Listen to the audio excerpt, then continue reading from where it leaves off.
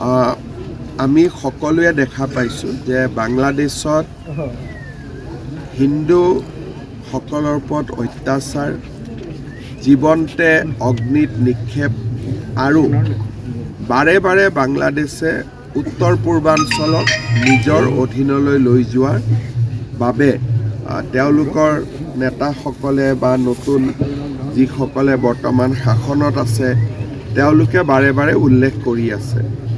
আমি বাংলাদেশত যি হৈছে তাক গভীৰ উদ্বেগেৰে সৈতে আমি লক্ষ্য কৰি আছোঁ আৰু আমি সকলোৱে জানো যে সেই বাংলাদেশৰ দেশৰ পৰা বিভিন্ন সময়ত অহা মানুহেৰে আমাৰ অসমখনো ভৰি আছে। গতিকে আমি এই গোটেই বিষয়টোৰ ওপৰত চোকা দৃষ্টি আমি ৰাখিব লাগিব আৰু মই ভাবোঁ যে আমি অলপ সচেতন হৈও থাকিব লাগিব।